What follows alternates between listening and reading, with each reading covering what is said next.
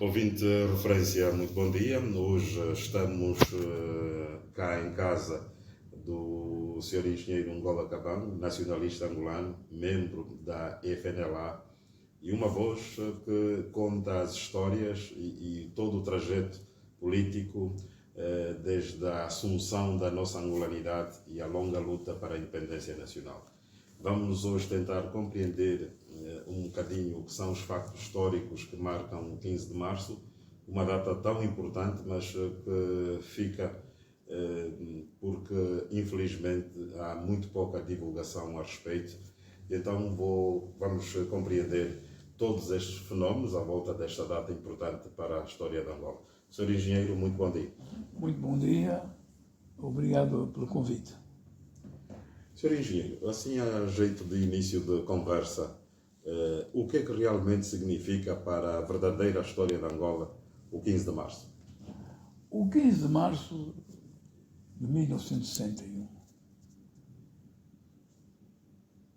foi uma ação devidamente preparada e conduzida sabiamente e na dinâmica pelo saudoso Álvaro Roberto Alhas Guembe.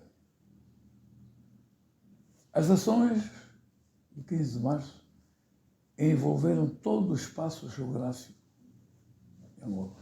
Eu explico. O espaço norte geográfico de Angola compreende as províncias de Luanda, Bengo, Kwanza Norte, Malange, Zaire, Luís e Cabinda. Foi uma ação preparada politicamente, houve um trabalho político profundo. Aliás, a UPA foi buscar o fermento no 4 de janeiro de 1961, que foi também uma ação da UPA. Passando pelo 4 de fevereiro de 1961, outra ação da UPA, para lançar o fulminoso e histórico 15 de março de 1961. A luta durou 14 anos, vingou e culminou com a independência da Angola. É só dizer que a guerra só termina em Angola entre as forças nacionalistas e o governo português em 14 de outubro de 1974, após a assinatura de um acordo de cessação de hostilidades entre a FNLA, sobrinho bem, entre a FNLA,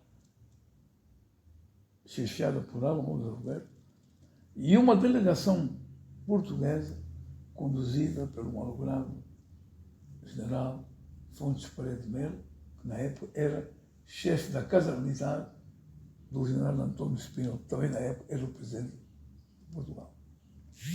Portanto, é indiscutível que o 15 de março marcou o princípio da luta armada de libertação nacional. E quanto à confusão que se pretende fazer em torno desta data, a maneira como ela está a ser ofuscada, esmagada, isto é incompreensível. Eu coloco isso no quadro de algumas vaidades políticas, de alguns caprichos políticos. Mas a história, ela será um dia contada como ela deve ser contada. Sr. Engenheiro, olhando para este percurso histórico, o que é que de facto aconteceu no dia 15 de março? Quais foram os danos de ambos os lados e que memórias é que tem desta data? O 15 de março foi uma ação muito violenta, não dúvida. Nós tínhamos que bater no sistema colonial, de repressão, de opressão, de escravatura. Os guerrilheiros da UPA atacaram os principais alvos que foram previamente definidos. As roças de café. Não eram simples roças de cultivo de café. Eram campos de concentração. Eram campos de opressão. Então foram ações bem estudadas, com muita força que abalou o sistema colonial português. Daí a posição de Salazar, quando disse: para Angola, em força e já. Mais uma vez, está confirmado que Portugal só se envolveu em profundidade, em termos militares, depois do 15 de março de 1961. É o princípio, é o início da luta armada de libertação nacional. Houve outras ações, como a de 4 de janeiro, que também foi uma ação da UPA, indiscutivelmente. Houve a revolta patriótica de Luanda, de 4 de fevereiro, que também foi uma ação da UPA.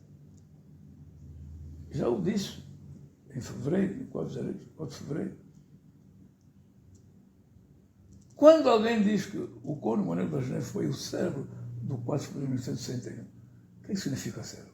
O cérebro é uma das partes mais importantes do corpo humano. É a parte pensante. Então, se ele foi o cérebro, e se ele tinha filiação política afirmada, ele era da UPA. Portanto, está tudo dito. 4 de fevereiro de 1961 também era da UPA. Mas depois veio o 15 de março, que deu o toque final e que libertou Angola. Mas hoje, ninguém quer reconhecer esta verdade. Ninguém quer reconhecer a história, mas não tratar. A história tem de ser colocada no seu lugar. E o 15 de março de 1961 será colocado no seu lugar, nos anais da história contemporânea de Angola, como sendo o início da luta armada de libertação nacional, que nos levou primeiro a Mombasa, a Cimeira de Mombasa, entre os 3 momentos de libertação, vem para lá, e mais tarde, Alvor, onde foi assinado o acordo, no dia 15 de janeiro de 1975. Foi em Alvor onde se formou o Estado angolano, onde se criou o Estado angolano. Como? Com a assinatura do acordo, pelos 3 líderes históricos.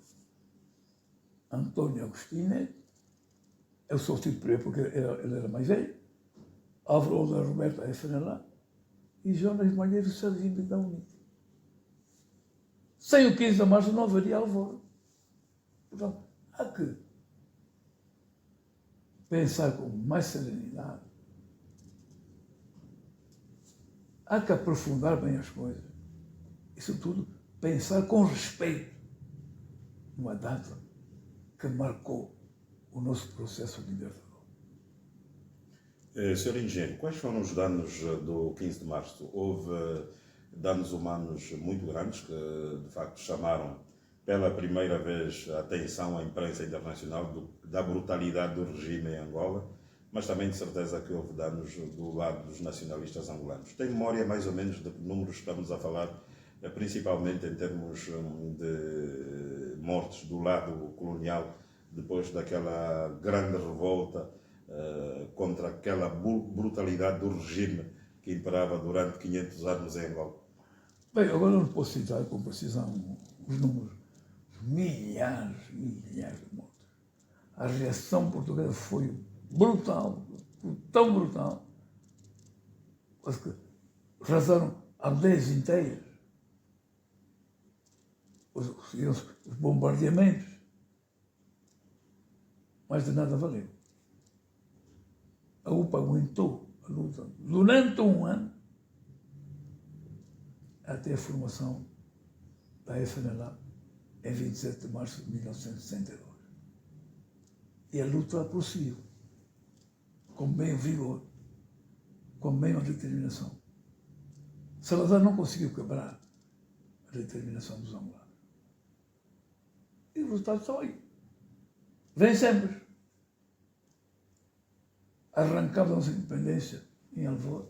Infelizmente, a sua proclamação foi desastrosa, lamentável.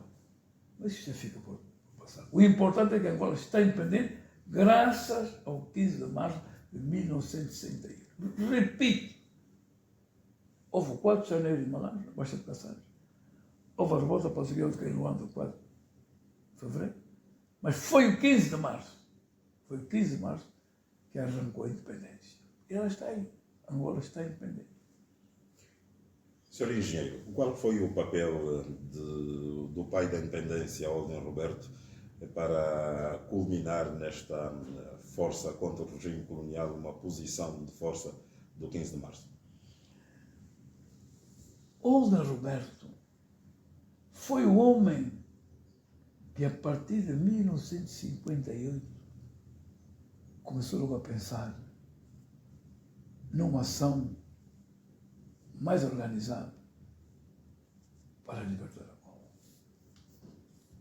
Ele sai do Congo-Kinshasa em 1958, passando pelo Congo-Brazzaville, pelos Camarões, pela Nigéria, vai até Gana. Em Gana, encontra-se os grandes líderes pan-africanistas, como Nkrumah, Sékou Touré, Modibo Keïta, Julius Nyerere, Frantz Fanon, um antilhano muito amigo do Olden Roberto. E foi a partir dessa direção que ele foi pensando, amadurecendo, como organizar a revolta popular. Portanto, quando se tenta denegrir o papel do Olden Roberto, quando se tenta ofuscar a sua imagem, francamente, nós estamos a pisar a história. Angola não terá história. Todos os países têm a sua história, em etapas diferentes. Olden Roberto foi indiscutivelmente o condutor da luta de libertação nacional. Quando se procura ofuscar a sua imagem, diminuir, essa coisa, tapar o solo com a peneira. Não se consegue tapar o solo com a peneira. Olden Roberto é a figura máxima do esforço libertador na Angola. Aliás, foi Olden Roberto que recebeu os outros dois nacionalistas, tanto Agostinho Neto como o Jonas Savimbi, no Congo, em função da importância que ele já julgava naquele meio político de um país que tinha o fulgor de olhar para toda a África. Evidentemente. Primeiro recebeu Savimbi. Não se esqueça que Savimbi foi secretário-geral da UPA, da União das Populações de Angola. Foi cofundador da FNLA. Jonas Malheiro Savimbi, Siaia. E em 1962, em junho, eu já estava em Kinshasa. Olden Roberto recebeu fraternalmente Antônio Agostinho Neto. Eu fiz parte da delegação que foi saudar o malogrado Antônio Agostinho Neto. E mais um pormenor. Essa delegação era chefiada por Jonas Malheiro Savimbi Siaia, em Kinshasa. Tanto Olden Roberto tem referência, e aqui falamos um pouco na linguagem popular, que invejam, criam ciúmes. Mas na política não há ciúmes, na política há realidades. A realidade. E o facto de, já naquela altura, ele viver uma grande simpatia, não só política, mas como líder destes grandes pais do panafricanismo, e que depois deram fulgor para as lutas de independência nacional a todo o continente. Evidentemente, Olden Roberto participou na primeira Conferência de Todos os Povos de África, em Accra, Gana, em 1958, como representante de Angola. E na segunda conferência, igualmente, em Tunis, e do alto da tribuna da Nação, foi o primeiro angolano que falou em independência. O primeiro. Portanto, teve um papel de destaque. Mas eu não minimizo, respeito também a participação, a atuação dos outros dois líderes, Antônio Agostinho Neto e João Savimbi, mas eles não têm a dimensão da Olden Roberto. Não tem. Não tem. Foi um homem que, desde os primórdios, conduziu todo o processo. Neste momento, hoje, se o país quer homenagear, quer honrar os seus filhos, temos de fazê-lo com justiça, com respeito, para sermos também respeitados. Caso contrário, as pessoas vão se rir de nós. O líder nacionalista Oldem, Roberto, morreu amargurado. Sei que ele tinha princípios religiosos muito grandes. Oldem Roberto era profundamente religioso.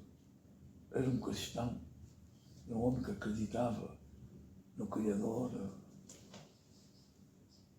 E eu posso dizer que eu acompanhei o Oldem Roberto até os seus últimos segundos, até a sua morte. Ele morreu triste porque deixou Angola ainda em fogo. Deixou Angola não reconciliar. E eu posso dizer que ele morreu triste. E mesmo amargurado. Ele gostaria de morrer deixando uma Angola realmente independente, soberano, mas sobretudo reconciliado. Como nacionalista e alguém que analisa profundamente os fenómenos da política angolana, o que é que acha que impede esta reconciliação nacional tão necessária para o desarmamento das mentes? As armas se calaram, mas olhando para tudo o que acontece, ainda há um antagonismo muito grande, o ofuscar da verdadeira história de Angola, deixando amargurados os nacionalistas que realmente percebem que há uma inversão daquilo que deveriam ser os nossos valores históricos. Eu, com todo o respeito que devo à Sua Excelência o General João Manuel Gonçalves Lourenço, eu gostaria de reiterar o meu apelo para que ele assuma plenamente a sua responsabilidade. Sobretudo neste momento em que ele desempenha um papel importante na reconciliação, na solução de alguns conflitos em África. Tem o título de campeão e agora está a assumir a presidência da União Africana. Ele, neste momento, é o presidente da África, reunida no seio da União Africana. Por que é que ele não envia todos os esforços para ser também o campeão da reconciliação nacional? 50 anos depois, seria um momento extraordinário reconciliar os angolanos. Uma reconciliação não decretada, uma reconciliação de corações. Reconciliação não significa pensarmos da mesma maneira. Podemos ser diferentes, mas juntos, no país que se chama Angola. Reconciliar, emanar. O presidente João Lourenço tem agora a suprema oportunidade de realizar esta tarefa, ajudado por todos nós.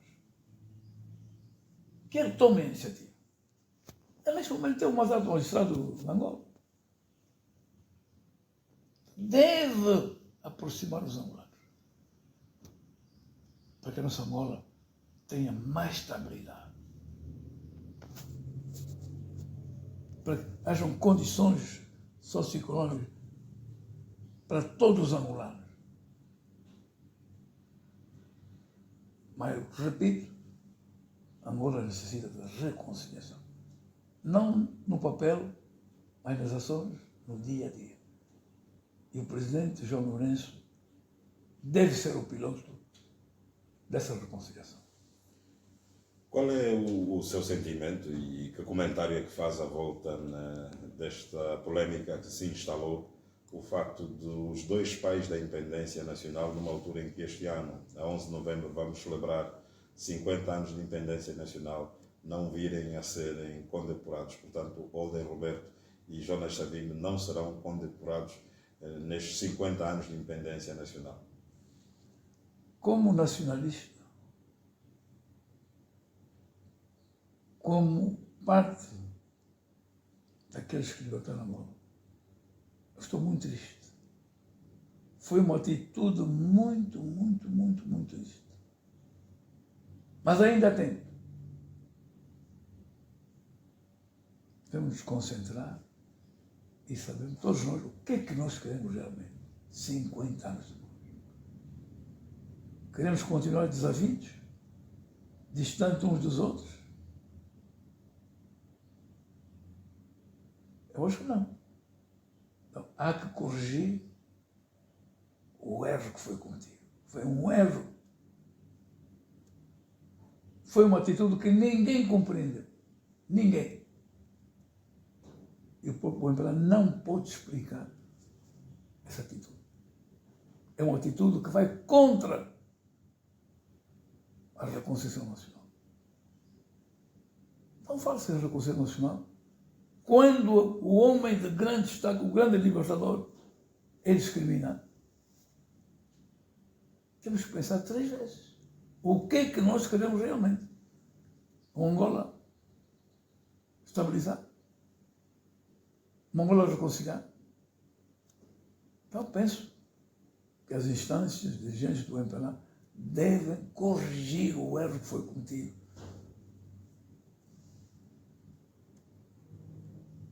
E estabelecer o diálogo nacional para que possamos realmente celebrar os 50 anos de independência, todos juntos, embora diferentes politicamente. Existe um pronunciamento que vai passando muito pelas redes sociais que diz o seguinte: esquecer os dois pais da independência na celebração dos 50 anos é uma traição profunda à pátria e à história de Angola. É da mesma opinião? Eu não gosto muito do termo traição. Ele existe em outras situações. Mas aqui foi um ato muito grave. Um ato contra os desejos da reconciliação nacional. Então a mensagem é falsa. Não há vontade de se reconciliar os angolanos. Não há. Eu celebrando os 50 anos de independência, nós tivemos aqui a suprema oportunidade de criar as bases, o espaço para podermos dialogar e realizar, enfim, a reconciliação nacional. Ainda não há reconciliação nacional. Ainda não estamos profundamente reconciliados. Estamos a viver no mesmo espaço, mas ainda não estamos profundamente reconciliados. E este momento não deve ser desperdiçado. Por isso que eu reitero o meu apelo ao presidente João Manuel Gonçalves Lourenço, primeiro como presidente do MPLA e depois da República, para que o erro seja corrigido.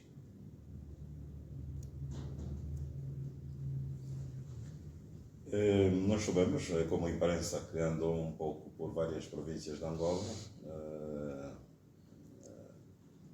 sempre na perspectiva de ter um contacto direto com os ex-guerrilheiros da ELMA, um braço militar da FNLA. Como é que foi este percurso de olhar para não só a reabilitação destes centros, que são um espaço de congregação, de irmandade de velhos guerrilheiros, mas também um espaço de diálogo e de abertura? Como é que sentiu a pulsação de ter um pouco por todo o país sentado, conversado com os seus ex-combatentes, os seus guerrilheiros e amigos de armas, hoje em paz? São momentos que nos unem cada vez mais. Pensamos na nossa longa luta, nos nossos sofrimentos, mas também reconhecemos que valeu a pena. Eu sinto muito feliz quando contacto os meus companheiros de luta. E há unanimidade. Valeu a pena o sacrifício. Angola está independente. Agora, a nossa reivindicação é clara e direta. É preciso honrar, respeitar os obreiros da independência. Angola é um edifício. Está aqui, erguido. Então há que pensar, há que olhar para aqueles que ergueram o edifício. Esses são chamados antigos combatentes, obreiros da independência, mas ainda vivem em condições inaceitáveis. As condições socioeconómicas não são as melhores. Quer dizer que, embora noutro sentido, ainda a luta continua para a valorização, principalmente social, daqueles que se bateram bravamente para a independência de Angola. Evidentemente, continuamos a reivindicar mais respeito, melhores condições de vida, mais saúde para os antigos combatentes. E aqui digo, assistência médico-medicamentosa. Criar espaços para que o antigo combatente possa viver livre no país que ele libertou. A reforma dos antigos combatentes, o seu enquadramento na Caixa Social. É uma obrigação, não é um favor, é uma obrigação. Porque foram eles, fomos nós, antigos combatentes, que libertamos Angola. Nós somos os obreiros da independência. E não falo só antigos combatentes da FNLA, do MPLA, da UNIT. Nós temos de nos sentir livres, devidamente equilibrados em termos socioeconómicos, no país que nós libertamos. É um direito. Ainda há muita coisa por fazer. Ainda há muita coisa por fazer. Portanto, preciso mais empenho, mais respeito, mais ações concretas. Voltando ainda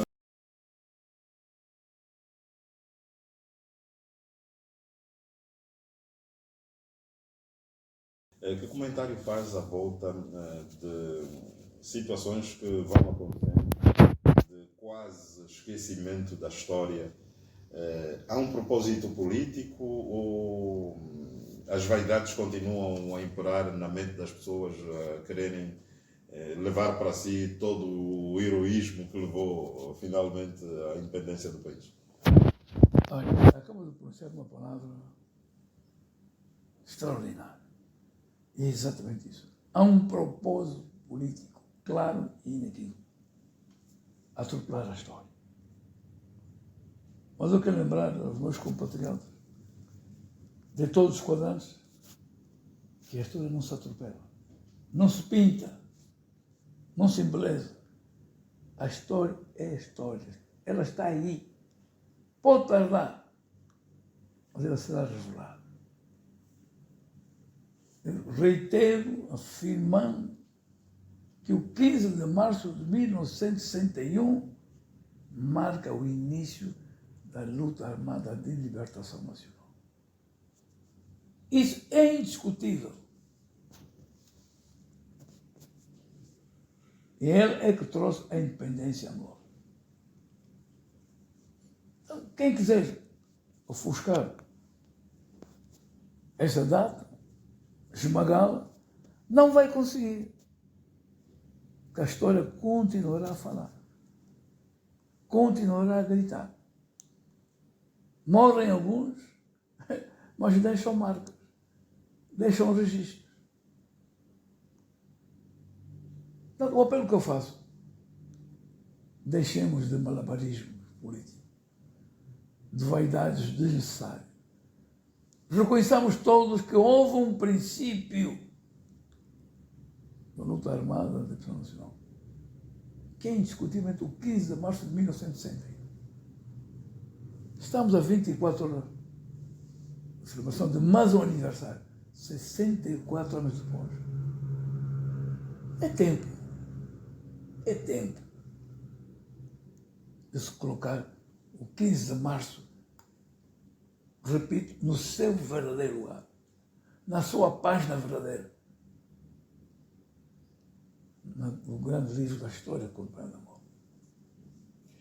Como nacionalista e alguém que viveu parte deste percurso longo da luta de libertação nacional até os nossos dias, tem recebido visitas, pelo menos curiosidade histórica de pessoas que podem contar a história de Angola, não só em livros, mas historiadores e cientistas que estudam os fenómenos que nos levaram até a nossa independência? Sim. Converso, sei pessoas. Eu, quando vou a Portugal, por qualquer razão, passo parte do meu tempo a xeritar as livrarias em Portugal. A pôr de livros antigos que falam da nossa luta. E encontro lá as verdades nesses livros. Olha, não lhe passo nenhuma informação. Como homem dos mídias sabe que amanhã o que é que vai acontecer? A celebração, ou seja, no 4º aniversário do início da luta armada nacional, que em Angola não é reconhecido, não é feriado nacional. Essa data também é celebrada em Portugal. Os portugueses celebram 15 de março, à maneira deles. Porque dizem que foi nessa data, nesse momento, que eles se engajaram na defesa da sua colônia. Em Angola, o 15 de março é esquecido. Procuram cobrir o 15 de março. Não é justo. Não é justo. Grande parte dos documentos desclassificados da PIDE-DGS atualmente dizem que o 15 de março foi tão violento que acabou por fazer com que os portugueses percebessem que estava na hora de libertar a joia da coroa. Foi neste momento, disse há instantes, que Salazar pronunciou a célebre frase: para Angola, em força e já, para manter a colônia, e não conseguiu. Por isso é que eles, em Portugal, têm lá uma associação dos antigos combatentes do ultramar. Celebram essa data. Parece curioso. A data é celebrada. E nós, em Angola, queremos enterrar o 15 de março. Não é justo. Nós temos datas importantes, 4 de janeiro, 61, 4 de fevereiro, 61. E repito também, foram ações preparadas, pela UPA. Mas temos o fulminante, o histórico, o 15 de março, que libertou Angola. E ainda assim, a outra contradição histórica. O MPLA continua a apresentar ao mundo a paternidade do 4 de fevereiro. Olha, este ano, no dia 4 de fevereiro, fui ao cemitério de Altas Cruzes homenagear mais uma vez o nosso Macário. Sabe quem é o Macário? Não. É o Conde Manuel Joaquim Mendes Neves. O homem que, muito mais tarde, o saudoso Manuel Pedro Pacavira, ele não entra lá, reconheceu num livro que ele escreveu que o Conde Manuel Neves foi o célebre do 4 de fevereiro de 1961. E a resposta, eu comentando, eu disse: então, se ele foi o célebre, tendo ele uma filiação política, que ele era primeiro da UPNA, foi fundada em 1954, depois da UPA. Portanto, se ele era o célebre, internamente, que colaborou estreitamente com a direção da UPA no exterior, tanto que o 8 de fevereiro foi uma ação preparada, levada a cabo pela UPA. Evidentemente, se alguns participantes mais tarde filiaram-se no MPLA, aconteceu, mas na altura Não era o MPLA. Em 61, o MPLA não existia. Eu saí de Luanda em 12 de março de 1962, às 17 horas, a bordo de um palhabote de Dom Denis, a partir do porto de cabotagem aqui em Luanda. E quando eu saí não havia MPLA nenhum. Fui ouvir o MPLA, quando cheguei a Kinshasa. Em junho, chegou o saudoso Antônio Agostinho Quilamba a Kinshasa. Ainda era presidente honorário do MPLA, frescamente constituído. Então, o MPLA não podia ter participado nem na revolta da Baixa de Caçãs, nem na revolta para todo o ano, em 4 de janeiro de 61. Está tudo dito. Agora, quem suscita alguma inveja, algum ciúme, até eles falaram assim. A UPA marcou o processo de libertação. E outros países envolveram-se. Acontece em muitos países do mundo. Há sempre os pioneiros. Em qualquer ação, há sempre os pioneiros. Nós somos os pioneiros. E o Walter Roberto, repito, foi o condutor da luta até o fim. Leia, procure todos os livros. Só houve cessar-fogo em Angola quando Álvaro Walter Roberto Iembe, a bordo do navio de recreio do Mobutu, ancorado no país, no Rio Zaire, em Kinshasa, quando ele assinou o acordo, o saudoso general Afonso Pereira de Melo, é que 24 horas depois a guerra cessou em Angola. A guerra entre a máquina portuguesa e os guerrilheiros. Não houve antes. Não houve antes. Este é um pormenor muito pouco divulgado. Houve tentativas de pôr-se a fogo entre delegações do MPLA da UNITA e da UNITA nas chanas do leste. Mas a guerra continuava. Então o Spino destacou o general Fontes Pereira de Melo até Kinshasa, onde foi assinado um verdadeiro acordo. E às 0 horas do dia 14 de outubro de 1974, através das antenas hospitaleiras da Rádio Nacional do Zaire, na altura, onde o Roberto dirigiu uma mensagem a todos os comandos do ela no interior, a todos os comandos urbanos, para cessarem as hostilidades. E não houve mais um tiro.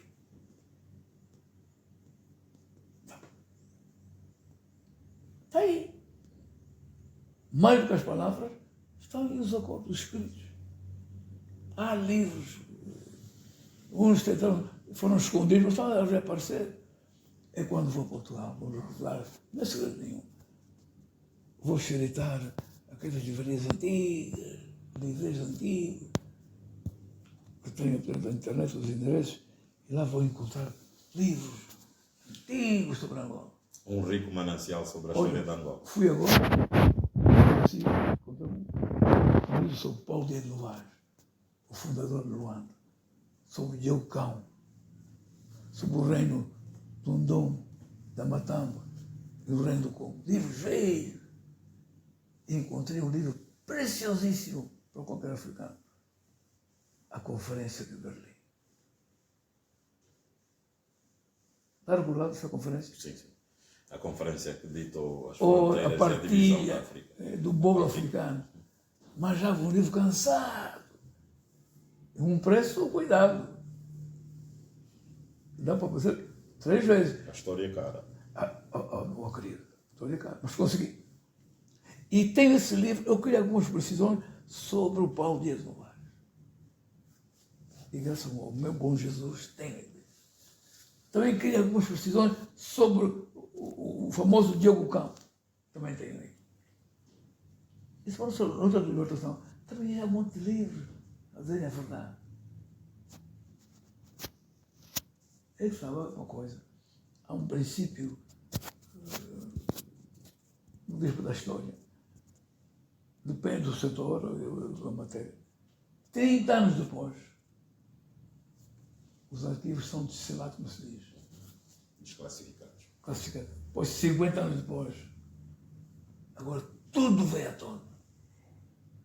O que é que se passou em Alvor? O que é que se passou? Tudo está lá.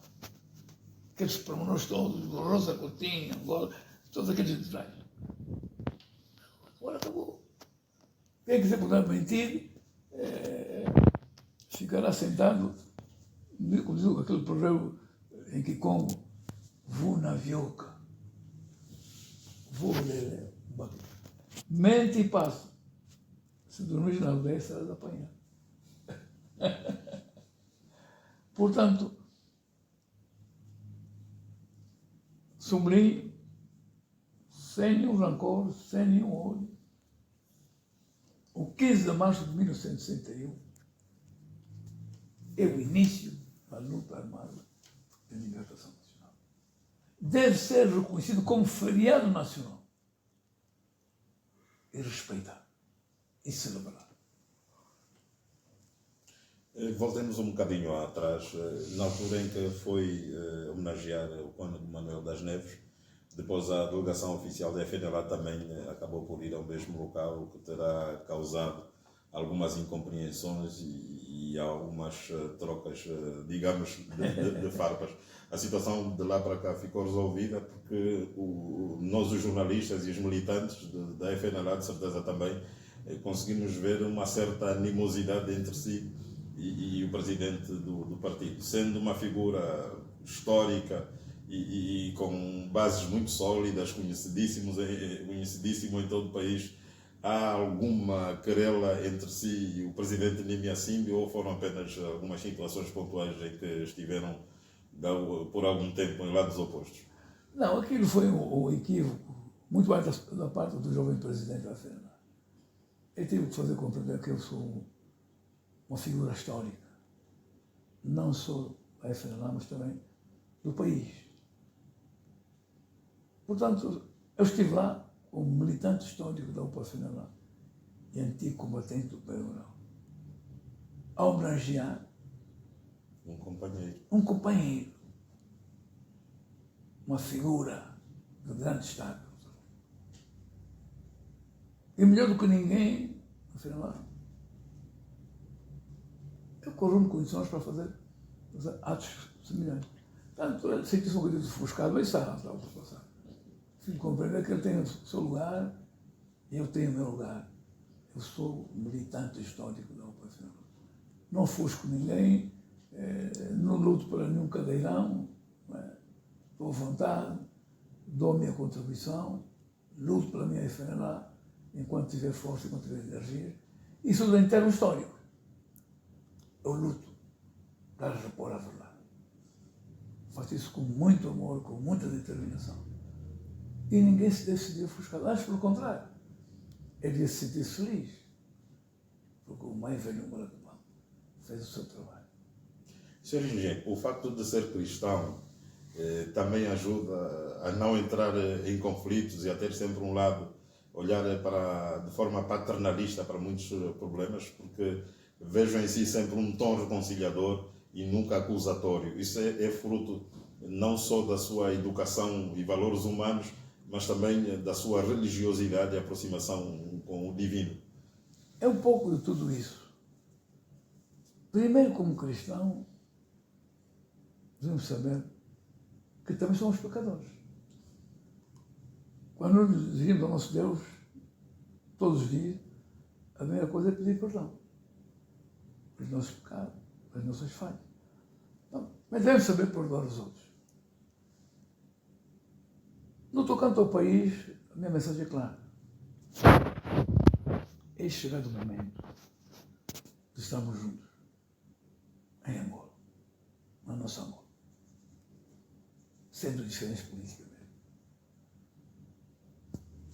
Unidos na diversidade. No que toca o meu partido, de cada um vive uma época, um tempo. Mas todos juntos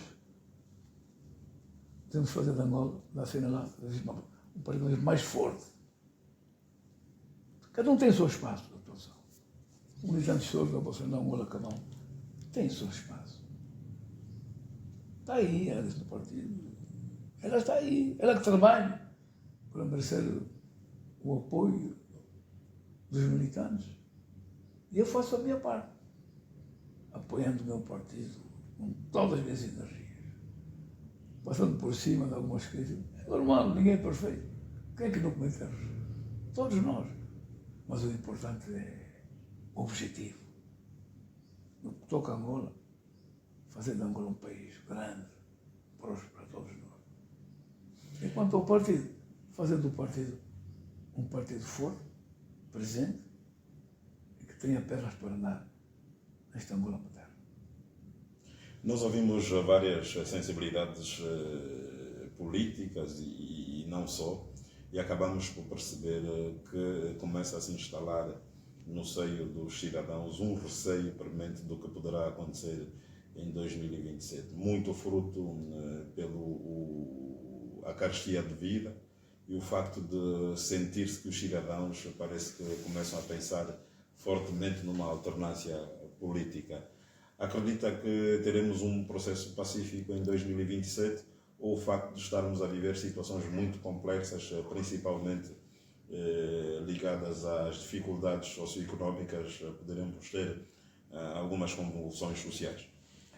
Eu acho que os angolanos aprenderam qualquer coisa do passado recente. E não deveríamos voltar a viver situações como vivemos no passado. Precisa haver mais tolerância, mais abertura democrática. O facto de aparecer muitos partidos, digo muitos, alguns partidos, isso não é um bicho secreto. Isso não deu a assustar ninguém. É democracia, a democracia é assim. No terreno, as forças vão se destacando, vão se identificando, e depois surgirá o desenho, o mapa, né? Dos mais fortes, dos mais fracos,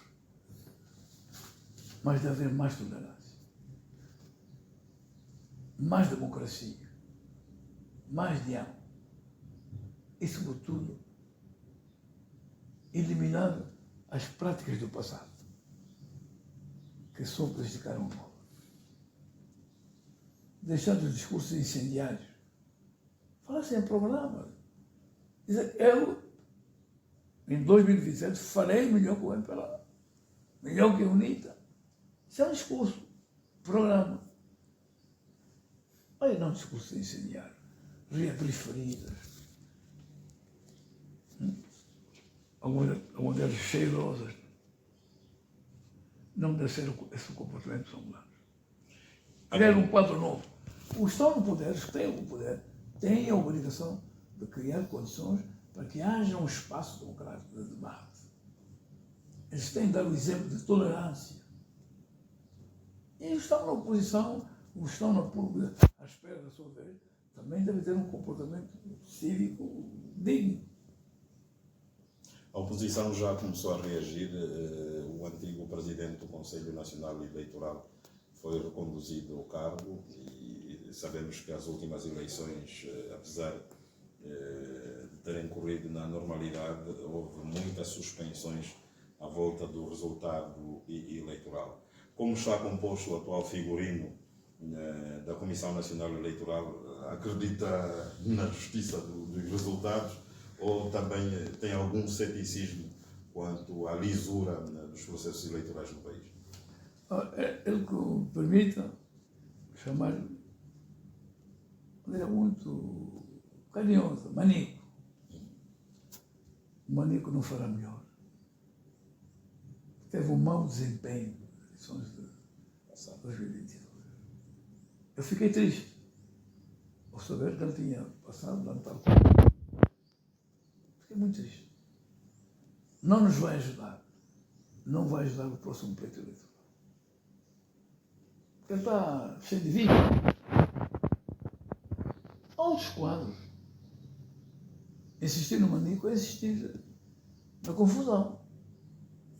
É avolumar as suspeitas. Teremos de novo um manobrador. um indivíduo fraudulento. Portanto, é triste.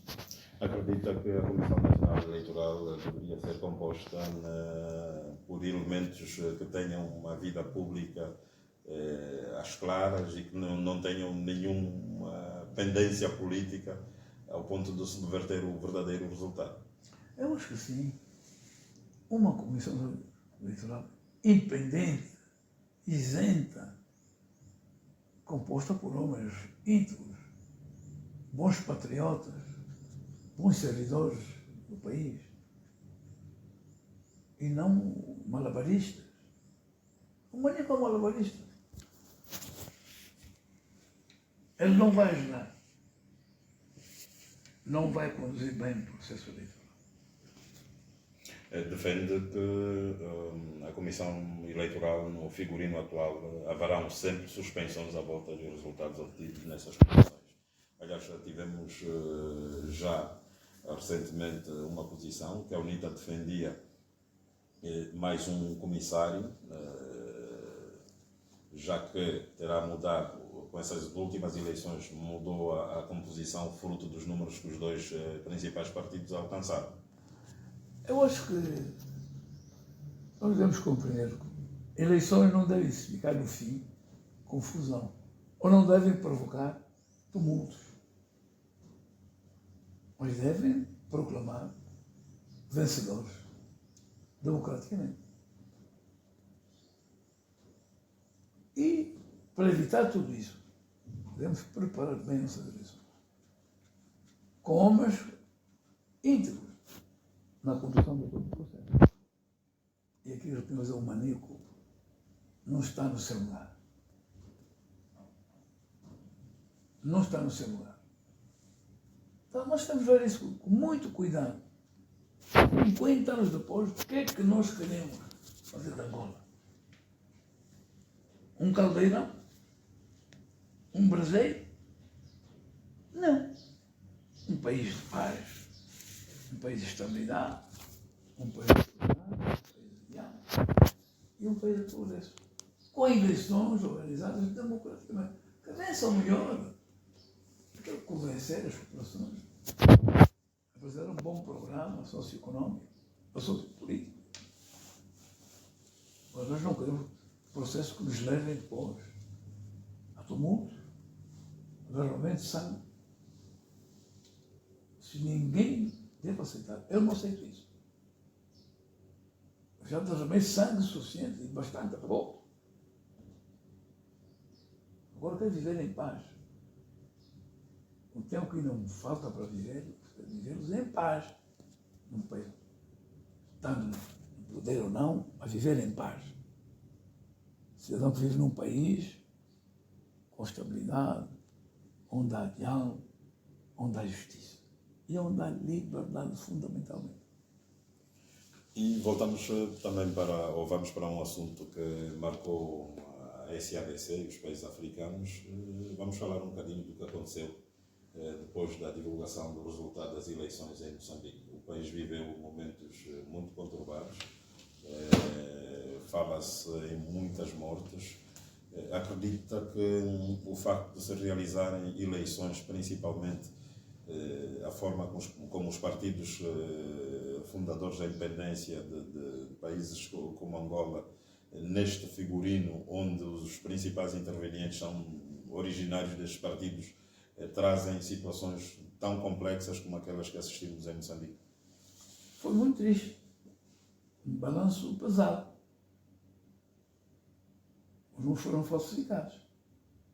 Houve mais de 1000 mortos em Moçambique. Houve muita destruição. Houve muitas irregularidades. Portanto, Moçambique só perdeu. A Flamengo não só perdeu. A Flamengo perdeu. Perdeu. Não. E depois conseguimos ver o apoio popular que Mondlane teve. Confirmou-se que o voto popular terá ido realmente para ele e não para o atual presidente de Moçambique, Daniel Chapo. Assim, foi visível. Se houver como é que ele consegue movimentar as populações. E vê-se do outro lado o exército de um país que lutou para se libertar, nem com menos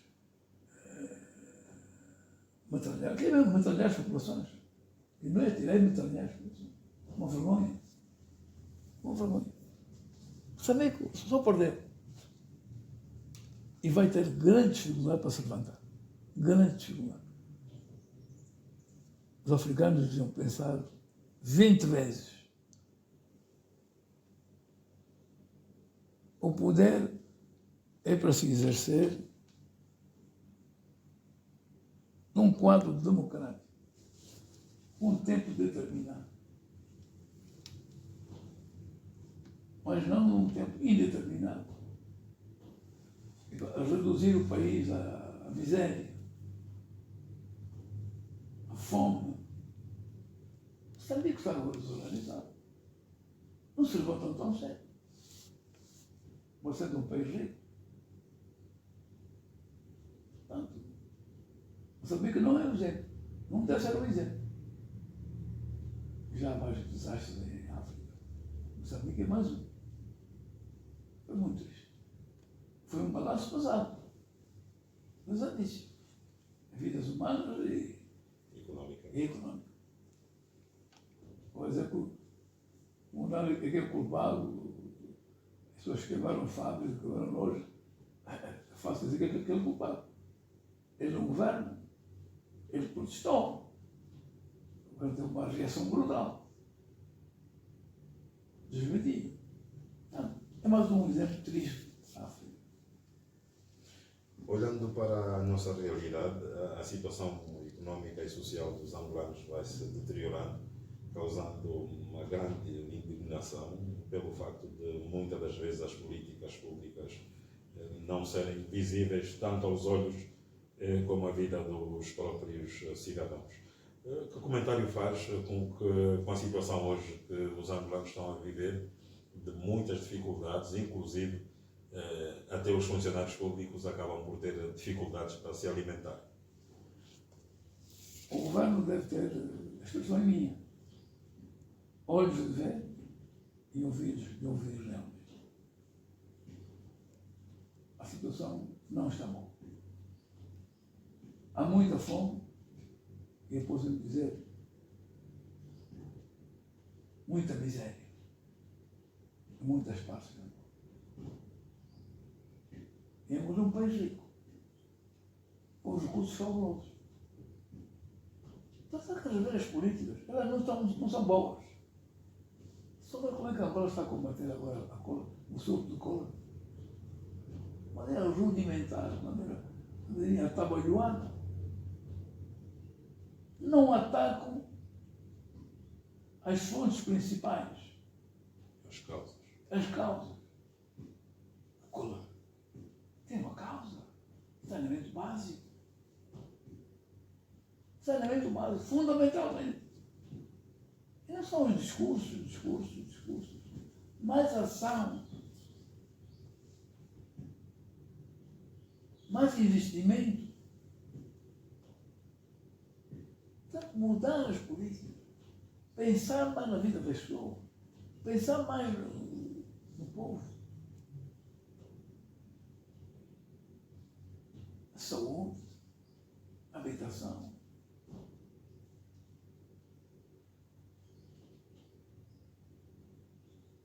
Portanto, há bons discursos, publicam-se bons programas, mas A execução. onde reside, dizem os angolanos, um verdadeiro ridículo. A situação socioeconómica não está boa. O governo tem que fazer mais. O governo é que tem que fazer, porque o governo é que tem os meios. O governo não pode culpar ninguém. Os que estão no poder é que devem cumprir o seu dever de governantes. Os que não governam reivindicam, protestam. Tem que ser assim. Eu sou capaz de aplaudir uma boa ação do governo, se ela for boa. Por que não? Mas quando não é boa, também critico. problemas da água potável, de energia, apagões todos os dias, na capital. Serviços básicos. Não, 50 anos depois. não.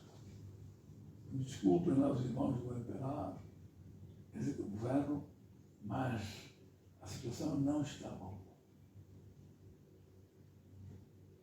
A corrigir o tiro.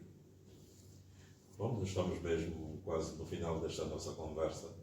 Olhando para si como nacionalista, vai continuar a se bater como ancião da política angolana sobre a divulgação da verdadeira história de Angola, da reposição da verdade histórica? Olha, é que eu faço todos os dias. Para além das minhas ocupações, do domínio socioprofissional, eu penso política todos os dias. Mas não política normativa. Política. Ver o que é que se pode fazer. Mais do lado pedagógico. Ora, demais. Penso na história que deve ser esclarecida. Quando as coisas estão identificadas, as suspeitas estão identificadas e elas participam. Quando as coisas são falseadas, as pessoas ficam confusas. Então, enquanto eu tiver tempo, vou pensando em Angola, vou pensando no meu partido, o partido da minha vida, mas não com partido. Mas, como disse, estou a minha contribuição. Não sou cantador, vou falar. Quando tenho filho, quando tenho vou falar. Acredita, ainda tem esperança de que num espaço de tempo muito curto Angola poderá dar uma volta de 365 graus e de facto melhorar e corrigir e avançar para um desenvolvimento sustentável? Nós temos meios, temos riquezas, temos recursos fabulosos. Não temos bilhões de quadros ou milhões, mas temos alguns quadros. Mas não pode não poder. Não aproveita os quadros de outros setores, de outros partidos políticos. Não utiliza bem os recursos do país. A maior riqueza da Angola, eu falo sobre a Angola, é a água. Percorram um pouco esse território. Percorram um pouco esse território. Falando só do nosso majestoso quadro, chamando aquele lance. Nos chitemos na província do Bié e vê como ele Cruza o país. e outros rios internos ainda nos vem por boleia uma boa parte da água do rio Zai. Quase toda a Angola é verde. Mesmo o Cunenga é verde, também é verde. Só que não há técnicas boas para reter ali a água. Aproveitar a história. Como é que eles falam? Vocês vão ter uma vergonha. Há falta de vontade política Não há programas. sustentável. Não há. Não há. Eu não falo um indivíduo demagogo que está sentado em Luanda, eu viajo, eu procuro Angola. De carro, por favor. Não vou dar avião, de carro. E vejo como é que o nosso povo está empenhado. Falta no meio. Uma da aldeia, o povo trabalha, depois não sabe como vão pôr os produtos. É grave. É triste. O povo não trabalha, o povo é preguiçoso. Que grande mentira. Que grande mentira. Então, é preciso pensar mais. Os governos devem pensar mais no país, pensar nas pessoas. É fundamentalmente nas pessoas que se deve pensar. É para elas que nós trabalhamos. Portanto, numa só palavra, Angola pode fazer melhor. E deve fazer melhor. Sr. Engenheiro, muito obrigado por nos ter recebido mais uma vez em sua casa. Eu que agradeço a vossa habilidade e a vossa paciência. O Angola Cabang fala muito. É necessário. Muito obrigado. Estimados ouvintes, chegamos ao fim desta nossa entrevista com o nacionalista Angola Cabang. Falávamos sobre o 15 de março e outros temas de interesse público. Voltaremos seguramente em próximas ocasiões com outros temas e outros factos que marcam a atualidade política angolana e não só. Bom dia. Muito obrigado. Ok. Vamos tornar por menos bem. Então, Muito obrigado. boa semana. Obrigado. Começou hoje sexta-feira. Está bem, muito obrigado. Saúde e paz para si. Muito obrigado. Vai,